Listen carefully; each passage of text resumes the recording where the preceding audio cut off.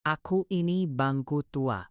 Sudah lama berdiri diam di sudut dunia, mendengar kabar duka dan harapan datang silih berganti. Dan hari ini, aku kembali mendengar cerita yang membuat kayuku terasa lebih berat dari biasanya.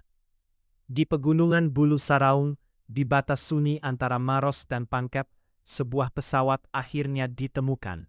Bukan mendarat, bukan kembali pulang, melainkan jatuh dan diam selamanya di lereng selatan gunung.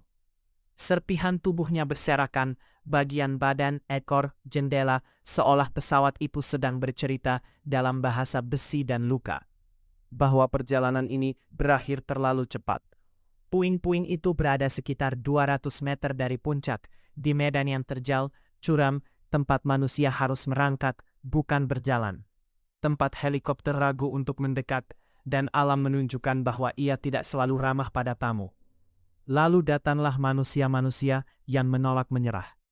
1.200 lebih personel SAR, dari Basarnas, TNI, Polri, hingga relawan, bersatu bukan karena tugas semata, tapi karena rasa kemanusiaan.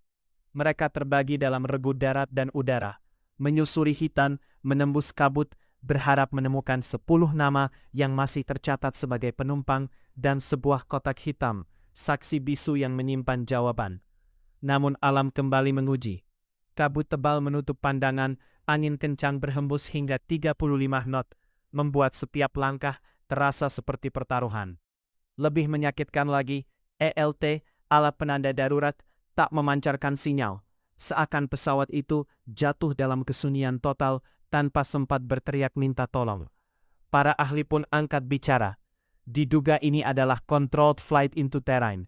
Pesawat masih dalam kendali. Namun alam pegunungan dan turbulensi besar mengubah detik biasa menjadi tragedi. Cuaca di bandara tujuan memang cerah, tapi di gunung cerita selalu berbeda. Di sanalah angin menari liar dan langit tidak selalu jujur pada pilot. Sementara itu, di Makassar, rumah sakit Bhayangkara bersiap bukan untuk merayakan kehidupan, melainkan untuk mengidentifikasi mereka yang tak sempat kembali. Data antemortem dikumpulkan, keluarga menunggu, dengan doa yang gemetar dan hati yang pasrah.